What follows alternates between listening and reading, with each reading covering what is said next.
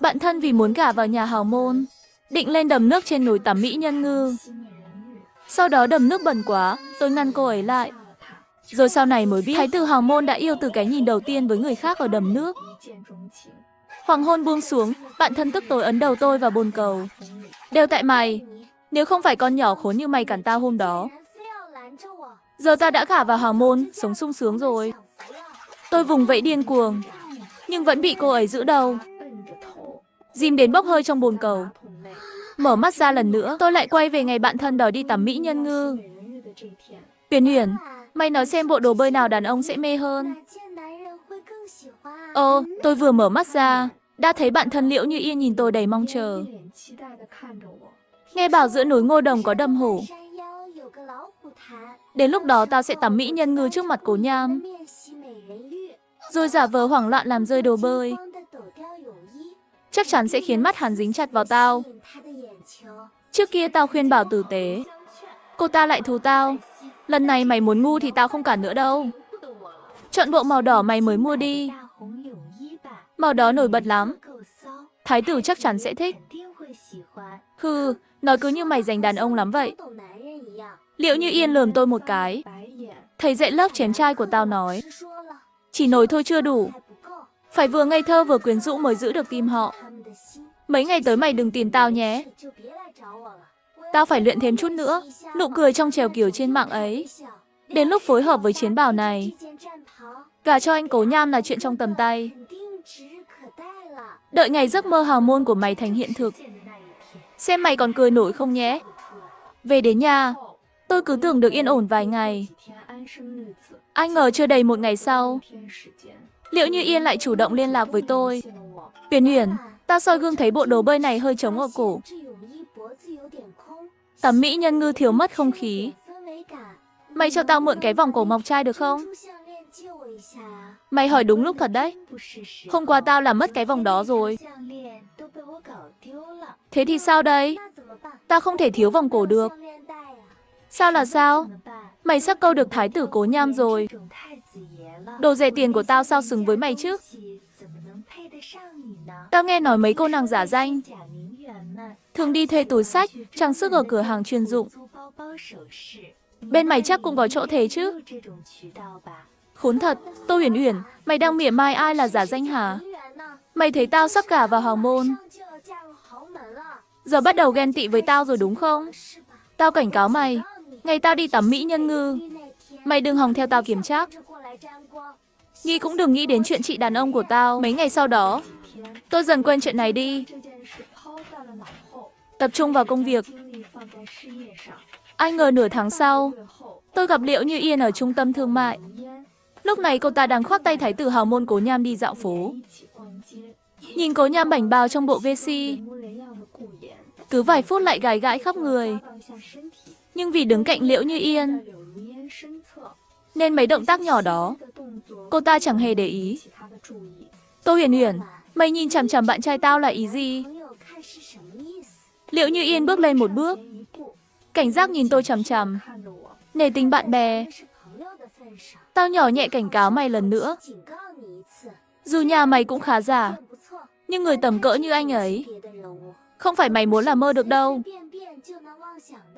Có sao nổi, trời đất chứng giám. Tao chỉ thấy thôi, những nốt đỏ trên cổ và tay Cố Nham. Bệnh nghề nghiệp nổi lên thôi. Thế nên, mày thật sự hạ gục Cố Nham nhanh vậy sao? Tôi nhìn lên người hắn. Hai người chẳng lẽ đã làm gì rồi? Thấy dấu vết ngọt ngào tao để lại. Mày bắt đầu ghen tị, hối hận rồi hả? Tiếc là đứa mọt sách như mày, dù có cởi hết đi tắm mỹ nhân ngư, người ta cũng chẳng thèm ngó tới. Cưng à, em yên tâm, không phải cô gái nào cũng vào được cửa nhà Cố gia chúng ta đâu. Mày thấy chưa? Anh Cố Nham của chúng tao tuyệt đối không. Tôi mặt không cảm xúc cắt ngang lời khoe khoang của Liễu Như Yên. Cụ thể thì mày giấu trên người hắn bao lâu rồi? Mấy nốt đỏ trên người Cố Nham nhìn chẳng giống dấu vết ngọt ngào gì hết. Ngược lại thì giống triệu chứng hấp y da của bệnh bẩn giai đoạn đầu. Mày có vấn đề gì không? Hỏi cái này làm gì? Chắc chắn mày không chịu được. Tao có bạn trai xuất sắc thế này, đúng không? Nên mày cố moi thời gian tụi tao bên nhau. Để tự an ủi còn cơ hội chứ gì. Nói xong cô ta lập tức tuyên bố chủ quyền, kéo Cố Nham quay lưng đi luôn.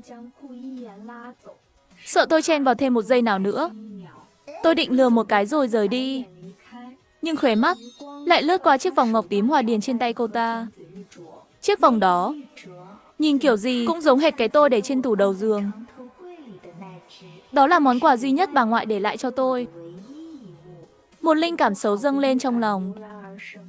Đi ra đường, tôi bắt xe ngay, vội vã chạy về nhà. Vừa đến cửa, tôi đã thấy cửa phòng ngủ mở toang. Ngăn tủ đầu giường bị lục tung tóe loe. Ngoài chiếc vòng ngọc biến mất không tăm tích, còn mấy món trang sức khác cũng bốc hơi luôn. Tôi lập tức gọi cho ban quản lý lấy camera. Quả nhiên thấy một bóng dáng quen thuộc. Không ngờ lần trước tao không cho mượn vòng cổ. Cô ta mặt dày đến mức vào nhà trộm luôn.